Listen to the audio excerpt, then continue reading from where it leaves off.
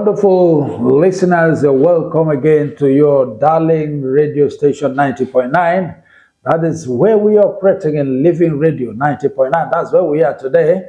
Just as usual, you watch our programs, issues of the moment on the television via our radio 90.9. Today we are working with the radio via television. As usual, I told you one of the things that makes us so thick and special is because we are three in one, the Living Radio 90.9, the Living Television, and the Living TV Film Academy. And today in Living Radio 90.9, as usual, we are presenting you our favorite program, Issues of the Moment.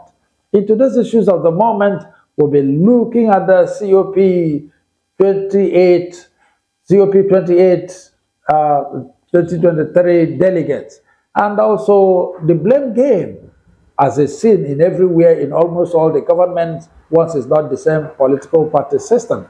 And these are two things we're going to look at. As usual, I have analysts in the house who will help do justice to these topics.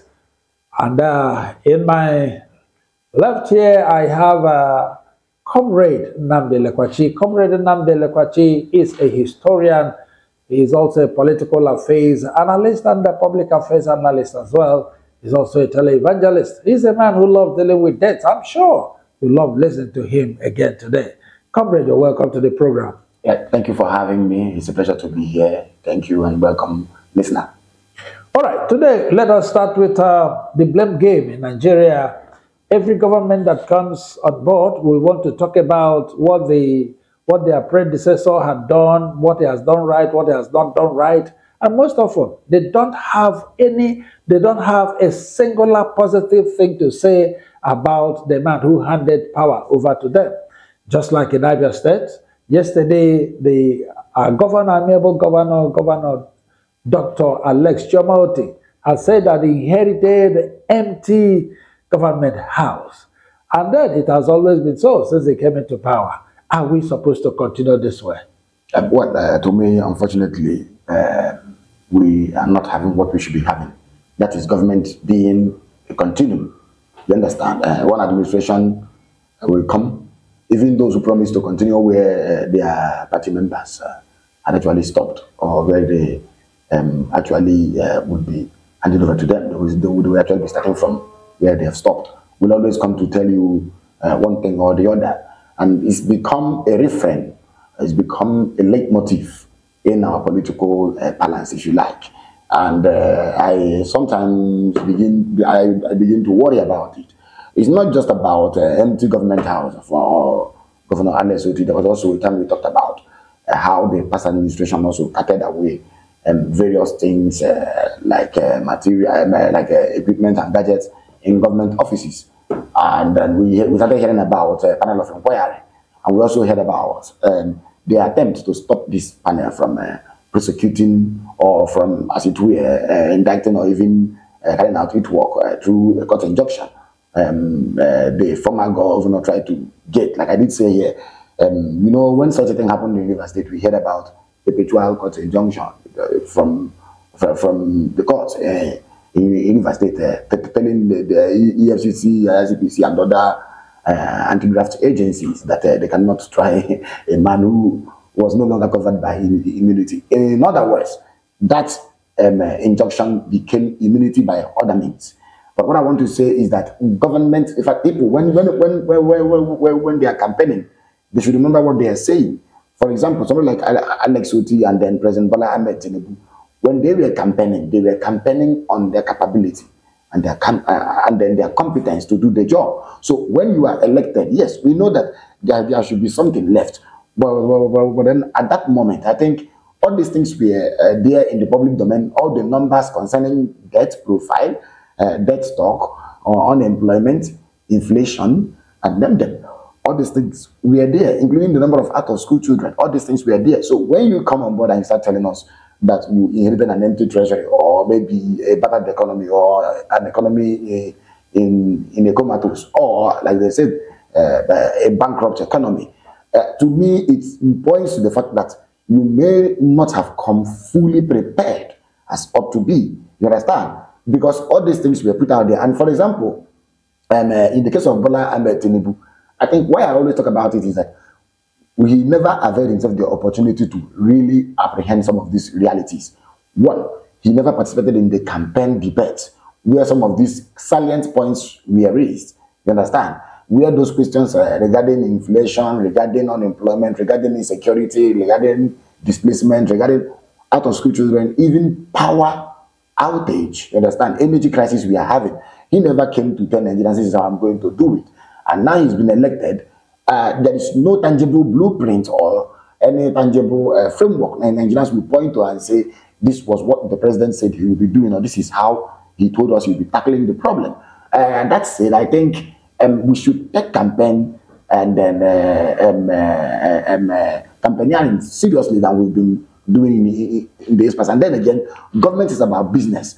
Campaign is a fanfare.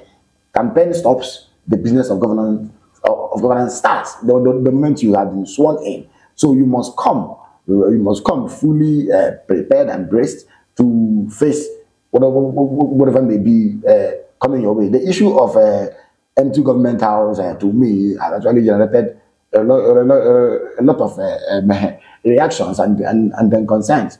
The past administration under Governor Okezi Paso then launched or commissioned the government house, and then the new one had come in and said there were no equipment. In fact, everywhere was empty, that he cannot even stay there. But to be honest with you, I was last Friday, I was at government. Last Thursday, I was at the government house. In fact, at the governor's banquet hall. I think the other state government house, the old one, is not fit for purpose.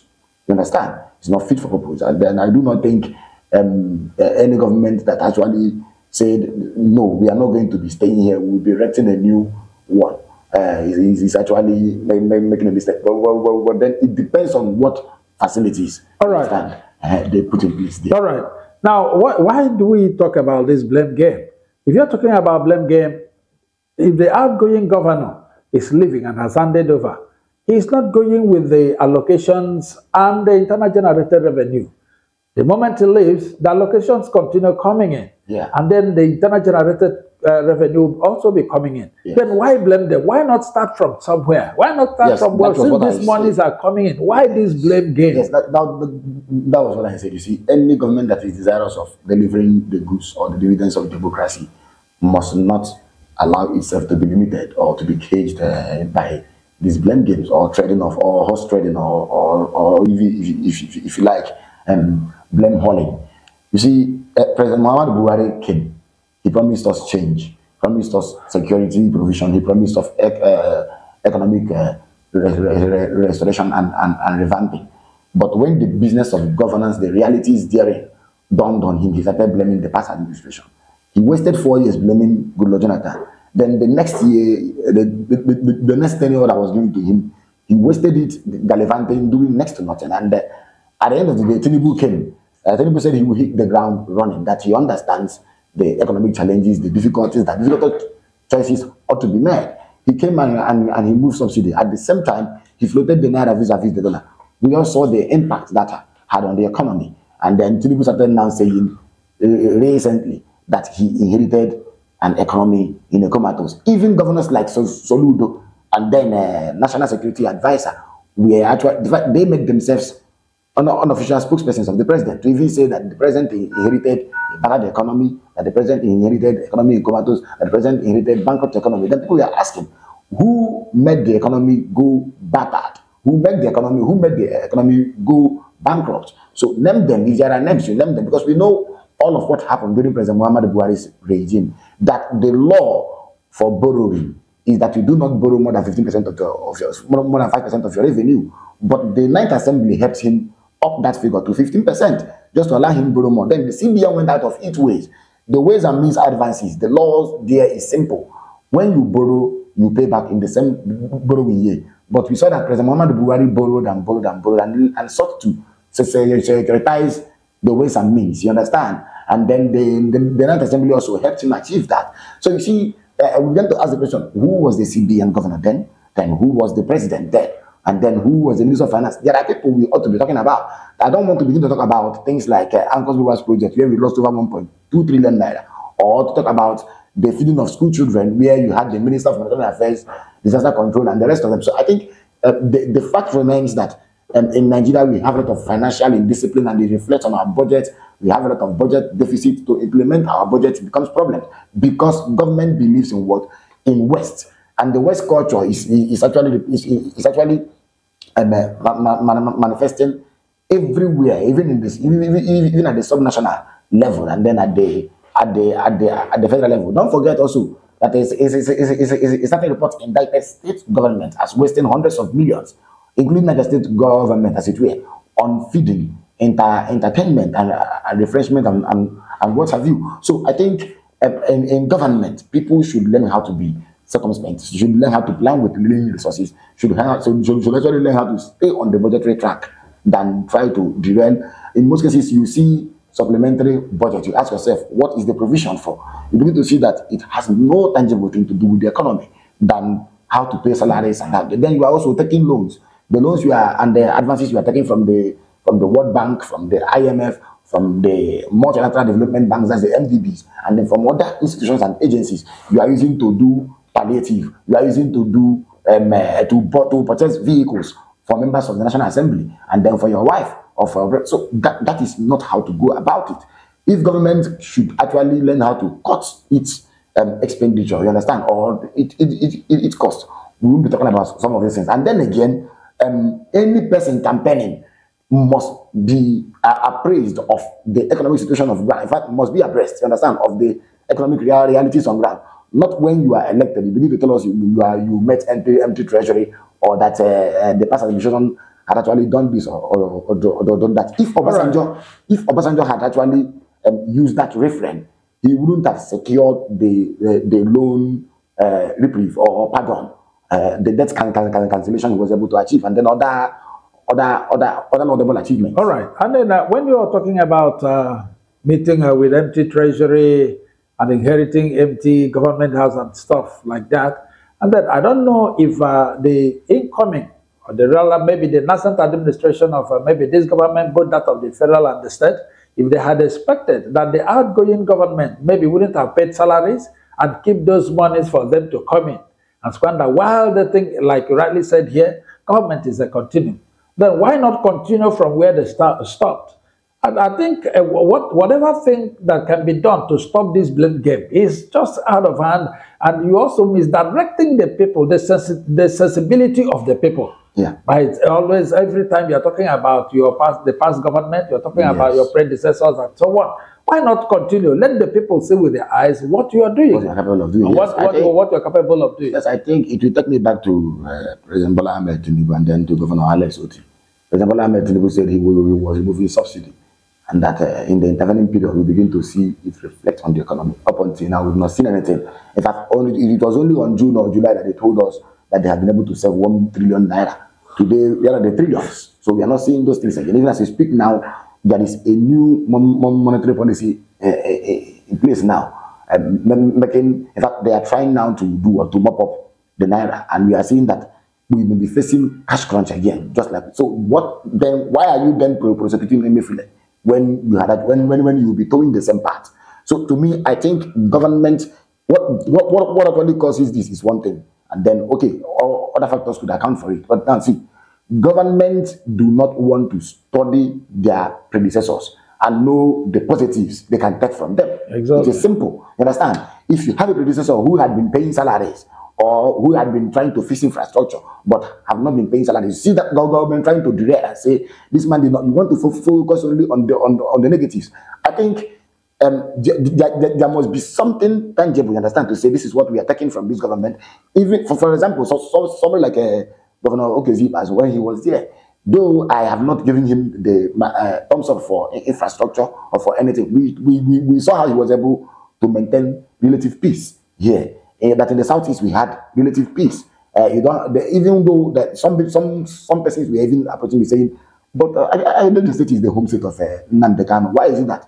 And everything you say it depends on how the government is handling the security provision or in the state. You understand? So even when we are not to say that Okezie did laudably well in terms of infrastructure or salary and then payment of other payment of pensions and perquisites and other emoluments. Yes, there could always be a takeaway. That's it again. I think this is what President Muhammad Buhari actually tried to make his refrain in this dispensation.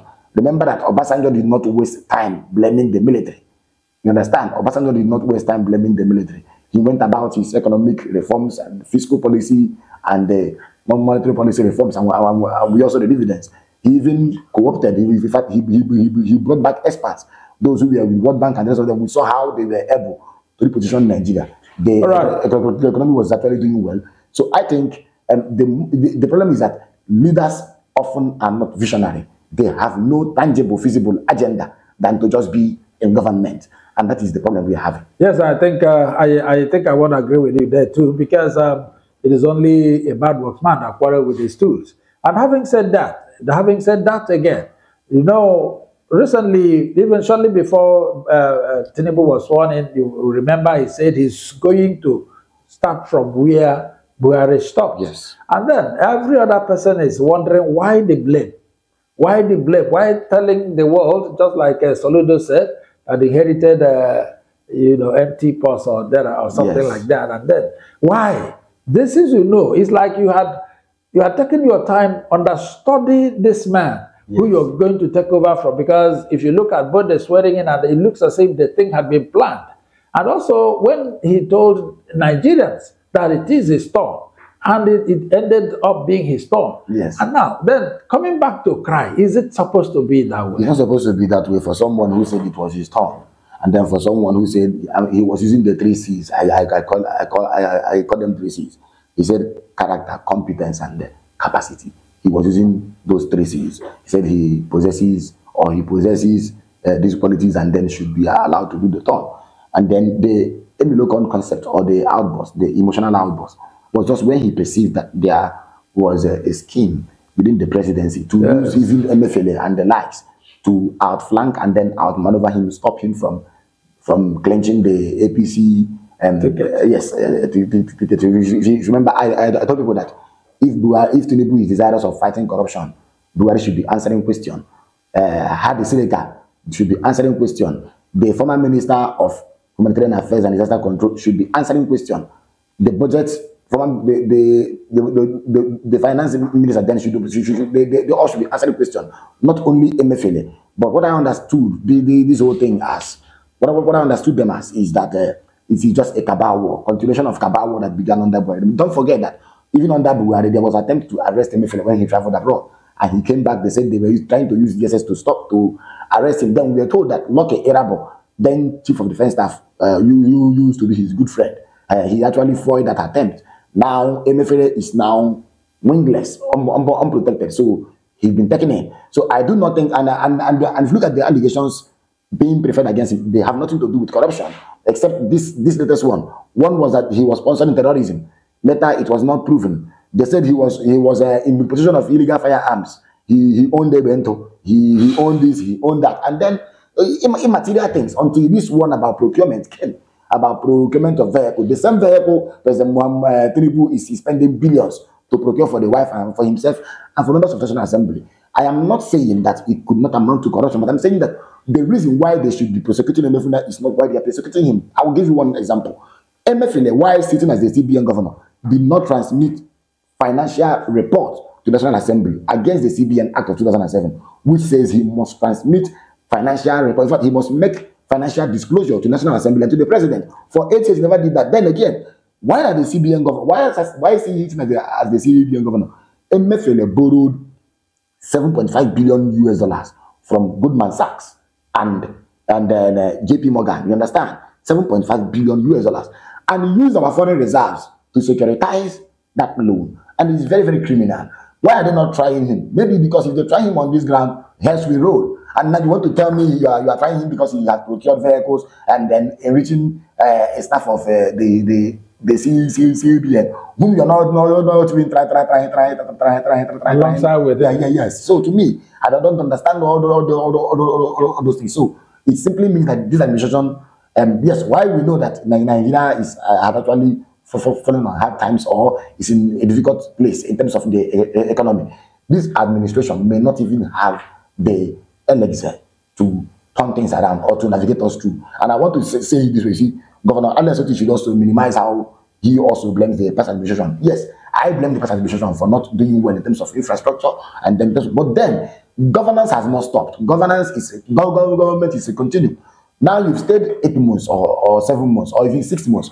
There must be something. The internal revenue you've generated, the monthly allocation you are also getting, even the goodwill, they should be translating. You understand? They should be seen. You understand? At work, reflecting on the life of on the lives of Abians. So that's what I am expecting, and I believe that going forward, if he gets it right and then focus on his own term, that is when he can be able to do his own term optimally.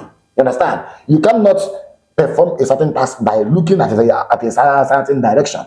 That would be a distraction. So he needs to focus on governance. Thank you. All right. Now, having said that, I think it is important. Just before we go on a little break, it is important also to know, our listeners will also want to know, at what point should government stop this blame game? It is important we look at it, because it is obvious every government that comes in will always want to, except, well, we didn't see Okezi Bazo do that, maybe because he handed over to a PDP man, handed over to a PDP. Yeah. So is it just like you didn't see blaming Yaradua? So is this blame game because they are not of the same party, or is it because or is it as a result actually that there's nothing on ground? Because you can't tell me a man had been there for 8 years and did nothing, and there is nothing you can see that is enough to say this man, at least in this area, did well. Yeah. Is it proper? So at what point should this blame game stop?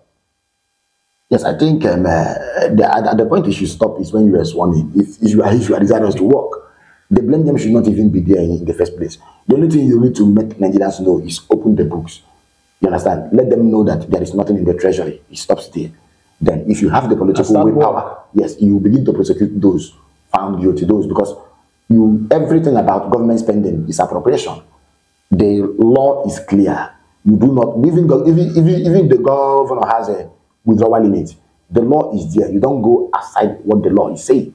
So if someone had gone aside the law, you have agencies that are fighting against corruption. You try them and then prosecute them. Why being more serious in governance?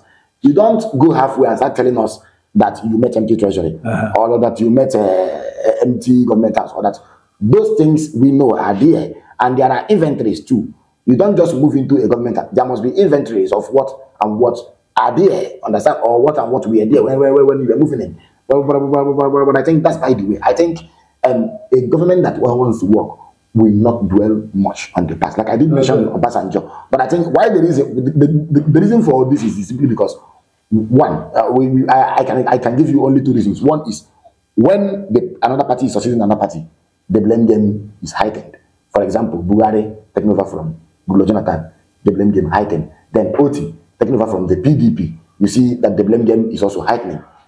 All right. And then again, if you look at where it is not like that now, when government is not, in fact, when government is seemingly confused about how to go about delivering the goods, it will also start to blame. For example, the one of Tinubu, you understand? He is actually removed subsidy, he actually floated the naira, the hardship is there. He now turned around to blame the past administration. We knew then that the past administration was spent, was doing nothing. In fact, we know the challenges, but what we're saying is, you were elected for this job, you sought this job, you applied for it, you said it was your turn, you said you're more competent than everybody, you said you said then that you know the way, now show the way.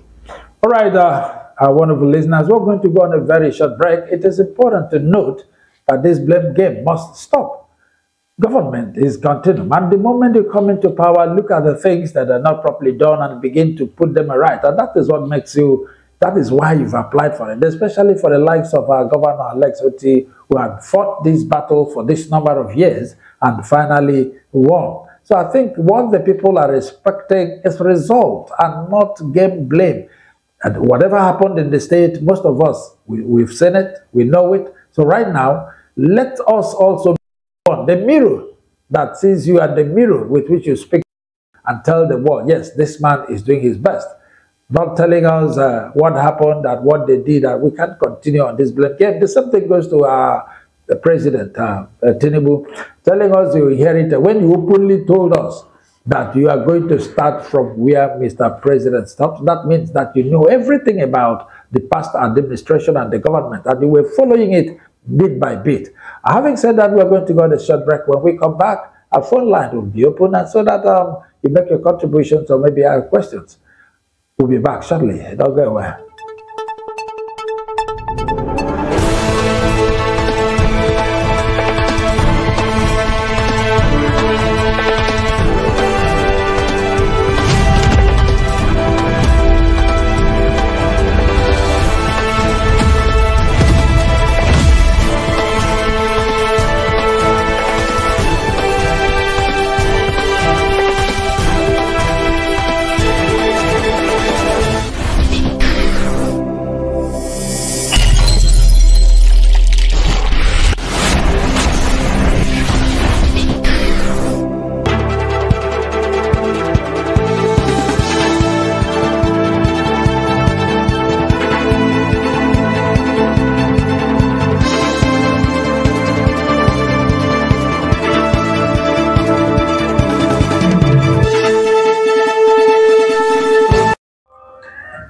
Wonderful listeners, I'm glad you're still there, listening to your favorite program, Issues of the Moment.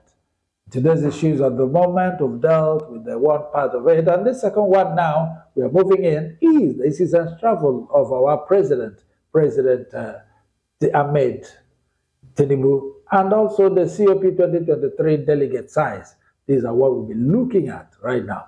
All right, as usual, Comrade is still here to do justice to it. Comrade, yes. Now talking about this COP 2023 delegate size, let us first and foremost look at this delegate size, and then before coming into this is a travel of Mr. President. First and foremost, what is the economic benefit of these delegate size? Yeah, yes, thank you very much. I think if we must weigh the whole thing on the scale of morality, we should also know that yes, while the global framework to ensure sustainability in terms of environment, to make room for biodiversity, to contain things like drought, which are affecting Nigeria. I mean things like drought, famine, desertification, desert encroachment, even illegal hunting. Yes, but the truth remains that government should also have plan. When you are attending or when you're participating in such a forum, there must be a way you cut costs. I don't understand why the president will go there with ministers, with governors, with his aides. And I say this because I remember vividly the last time the president was away in the United States of America during the United Nations General Assembly 78th session. The president spent $422,000 US on accommodation, together with himself and his aides and the rest of them. They spent $422,000 US on accommodation, in addition to $80,000 that went to accidentals. Now, it didn't stop there. Nigeria has a house in New York, but the president did not stay there. Maybe that place was not fit for purpose. That's by the way. Then, if you calculate the per diem, what they call Easter code, a minister receives $900. Some of the persons who are working, some people who are within maybe salary grade level 15 to 17, they receive about $600 US or thereabouts. Each time they travel, the heads of service, they have their own. The directors general, they have their own. The senators, they have their own, about $1,000 or $900. Then why will you carry this contingent, this size? You understand? And it reminded me something. You say you always remind me that I'm good at numbers and history. And I'll tell you something. In the year 1324, an African king, an emperor known as Mansa Musa from Mali, went to Mecca. With him, he went with bars of gold, many things. It was a lavish, ostentatious West that he went there for. But when he came back, you know what happened? The price of gold fluctuated. You understand? Gold depreciated. And we are not expecting that to be the kind of Mansa Musa diplomatic pilgrimage, you understand, on part of the president. Because this is a government that had actually worsened the hardship, that had actually, under whose watch, inflationary pressure had increased more. There is a strain. There is a constraint on the economy. So the government should be in their interest to cut cost of governance. But you're not seeing that happen. Not in the size of cabinet, not in the number of thoughts the president is backing up, not in the amount he spends on this. And let me tell you that, yes, they were saying that they didn't fund the journey or the transport of the 1,400 persons, that 422 were the persons they were funded, but that's still big. USA came there with less than 200. Now, I will tell you this. You see, the greenhouse gas emission of Nigeria, this carbon we are actually emitting, and then the gas flooding, all those things that happen here, that we consider as environmental indiscipline, they amount to 0.39% of global greenhouse gas emission.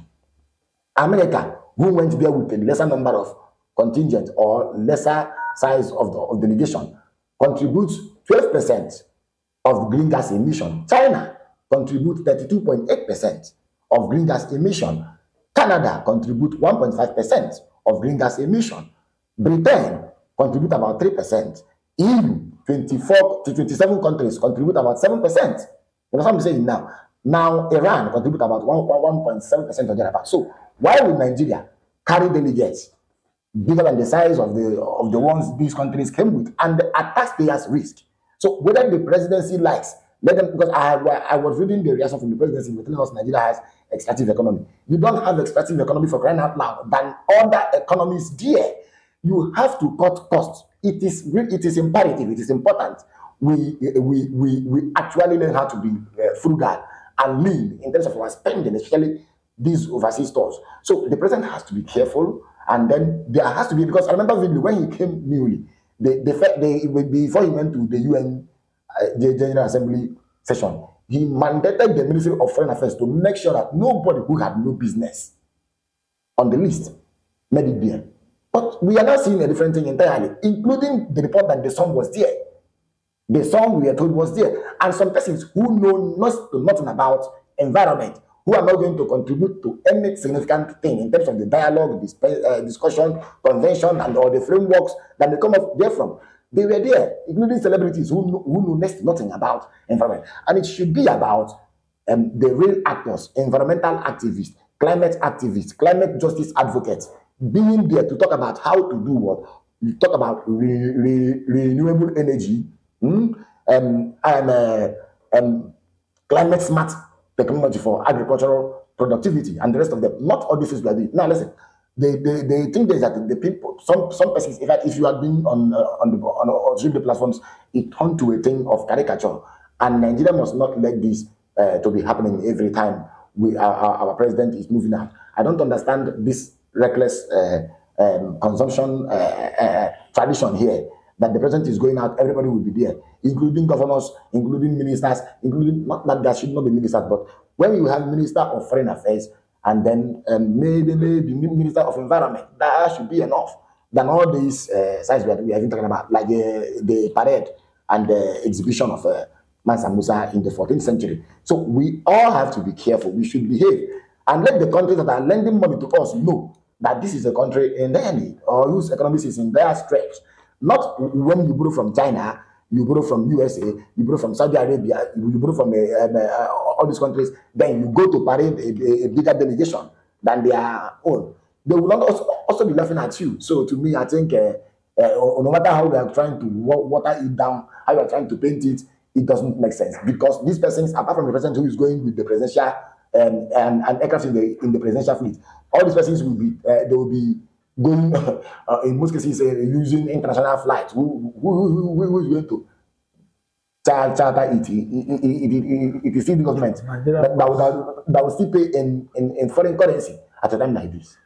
All right, talking about this, invariably what you're telling us is that there is no economic value. There is no economic value in being wasteful in terms of the number of sites. I know that there are, in fact, the last one they had, people signed deals and then had sidelines agreements and deals that actually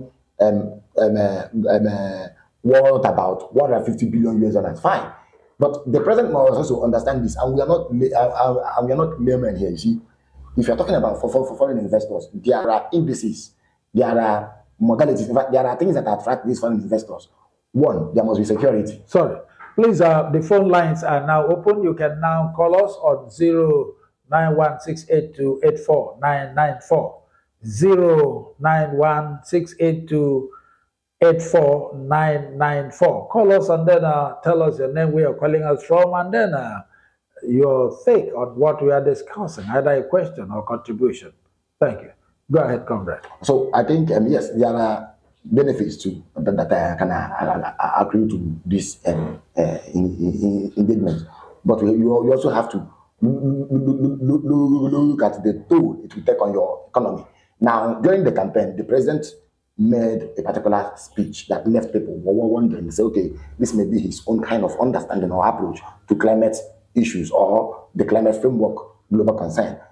When he was asked about climate change, this same question he said the West must bear the cost of financing the consequences or damages climate change has brought to Africa, that they cannot be the ones to deplete the environment and have Africa pay for it. He also said it could be likened to a case of church rat eating poison chalice. We all reacted to that. He said, okay, the president believes in climate finance redistribution, you understand, or restructuring, that he believes in climate finance redistribution. But then he's singing a different tune now as a president. So I think it shouldn't be in his interest to go with this lavish culture, and then people there, all these persons you are seeing, the 422 of them who have been sponsored by government, they will be in a hotel, they will be paid every day, and this is lasting for more than 1 week. So when they come back, including those who have next to nothing to offer in terms of environment or the green economy, it means nothing. It's still a waste, it's still a drain on our economy, no matter how we want to pretend. But if we are able to put our home front in order, investors will start looking for us. The moment we have security and then interest rate is lower than what it is, you can't have 18% interest. You charge on profit, and then you expect investors to fall over themselves coming to this place to invest. The ease of doing business index does not favor Nigeria. Nigeria is ranked about 34th in Africa. So these are the things they ought to consider. Yes, and then make Nigeria investment tourism or investment friendly. Now, before we go, talking about this movement, incessant movement and so on, and then this is not the first time since I took over this position as the president of this country. Yes. And then what are Nigerians expecting? What is the economic boom that is linked to all these movements? Because we've always had attracting foreign partners, and so on. So how many of them have we seen? Well, so far, I think negotiations could be ongoing. Understand? Could be ongoing. Yes, could be ongoing. But for now, we have not seen anything tangible. Don't forget, he was he went to UAE the other time. That's this same Dubai now. He was there, and there was a purported story that said he was going to negotiate the visa ban and the issue, but that has not been lifted. He has also been to, he was invited, understand, during the G20 summit, and we saw how he was also went there. He's been to, in fact, very actually he's been traveling to USA, and then not to talk about being in Bissau, the capital of Guinea-Bissau, when they had the ECOWAS outing, and then it's not to talk about other things, and then there are other ones still lined up. He will also go, but then the most important thing is not just seeking this investment, these investors. It is repositioning the economy here. Once you have no problem in terms of foreign exchange liquidity, people are able to access the dollar and access the naira. Once you have security here, once you have the ease of doing business favorable to people who are coming to invest, balance of payment is no longer going to be a problem, and then you have businesses thriving. And because we are going because of our time, I want you to combine this also. How can we talk about the accessibility of funds and so on when there is no effective security on ground?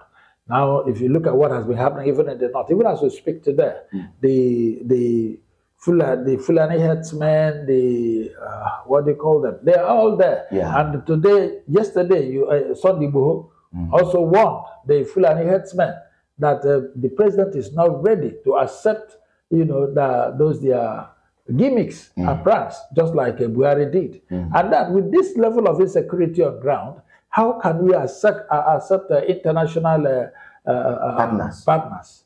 Well, thank you very much. I think that is why we need to do more in the area of security provision. 2 days or 3 days ago, Nigerians were mourning. What happened? The Nigerian Air Force mistargeted the enemy location, was actually going after armed bandits, and then they bombed civilian targets. Air Force says the soldiers, yes, not more the Air Force. Yes, now they bombed, but I think the arm of the military that coordinates air defense or air security is the Air Force. So let me even assume that it's not the Air Force. But now you see, that to me simply means why we are not able to win the war on insecurity or war on terrorism is what? Intelligence, poor intelligence. If intelligence had been robust, that campaign wouldn't have been that futile. It wouldn't have culminated in an own goal. It should have been something productive, and then also you're giving a pass mark for the military. I know the military has been trying. In recent times, they've been flushing out these terrorist groups and then trying to contend these enemies. But Nigeria has to do more so that your foreign investors, those you are even looking to attract, will now come in. Then Nigeria also should expand her economic base. Diversification of the economy will help us achieve these foreign investors. Why am I saying this? I'm saying it because each time we talk about the economy, one thing is common here. The oil sector is the be all and end all. Then again, we have to look for ways of integrating international economy. And I know I'm saying this. For example, President Muhammadu Buhari in 2021 said that remittances from our brothers and sisters abroad by far outweighed these so-called foreign investments. You understand? So we need to open that sector, make sure our people even give them sense of belonging, including the powers to vote, so that they will do more for this country. And then it will also help our economy to be positioned to be stable and help even our macroeconomic stability functions and performances, including the problems we've been having so far. You understand? So we need to do more. And then talk about agriculture. It's very, very important. During the campaign, people were talking about arable lands that are not even being cultivated. Insecurity has taken a toll on agriculture, where farmers are no longer able to go to farm because they don't pay taxes to terrorists, you understand? And the fear of being raped, the fear of being kidnapped, the fear of being victimized, and actually, those fears and concerns are not letting off. So they have taken a toll on agriculture. That's why you're having food crisis and the rest of that. And then climate change. I think the government has to diversify its functions. It's not easy, but it has to begin to focus on real things than tell us it inherited an economy in comatose, or economy that is bankrupt, or economy that is dead. Thank you. Or economy that is epileptic. Epileptic, yes, epileptic too. All right, wonderful listeners. Before we go, in summary, comrade, give us the final parting word. Okay, thank you very much. My parting word will go to the governor and the president. They are my governor and my president, the two of them. I think Governor Alex Otti, yes, I will always say it. When he campaigned, people supported him, and when he won, people also celebrated the street of Aba. It tells you something, that the government was not about establishment. It was not about who has money or who didn't have money. It was about the people. So I think he should also run a pro-people government. He's begun in some instances where we can say, okay, they attempt to fix Port Harcourt and the rest of these are law initiatives, but he must not allow himself to be distracted. I understand that in most cases, something is triggering this in the form of the opening their watchdog role. You are not living in the government. You are not doing this. You are not. The governor should also respond to those he can respond to, including those coming from the church. And those he cannot respond to, he leaves them and focus the business of governance. Then to President Bola Ahmed Tinubu, you sought this job, you got it, and then it's time to hit the ground running. But unfortunately, we are still. I don't know what to say, but then I think he should actually wake up and begin to face a business of governance. Thank you. All right, our wonderful listeners, that's the much we are going to take today. Remember, we've always said this: Abia is our state, Nigeria is our country, and we are not going to run away from them. We will remain here. If you are a governor, govern well. And then the issue we talked about, David Comrade was part of that discussion where we talked about the unconstitutionality of the mayorship that is trending in Abia State. I think in the 36 states of Nigeria, Abia is the first to start with, instead of TC chairman, not even elected. And then you have mayors, bourgeois, now taking care of the government. Then, when we talk about 3 tiers of government, the local government is there. And then when such people man the seat, what happens to the common man who sees Aso Rock in Abuja as the local government headquarters, who sees the headquarters in Umuahia as that local government? What happens to them? So it is important, just like Comrade said, that we look inwards and know what to do. Remember, you were voted by the people and they're expecting something. Let us stop this blame game and concentrate and work. After all, the allocations and the internal generated revenues that is coming your way this day, you are not giving them to the outgone government. You are the one handling them. So stop the complaint and keep working.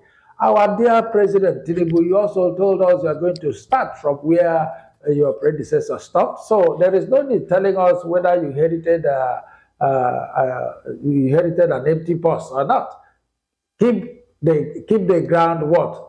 Hit the ground. Keep the ground running. And so that's where we're stopping today. And Comrade Nnamdi Elekwache, thank you for being part of today's It's always program. my pleasure to be here. Thank you, and goodbye, our listener. And I am your command, Chinedu Godson Adiele. Thank you for being with us today. And keep listening to other programs of Living Radio 90.9. Bye for now.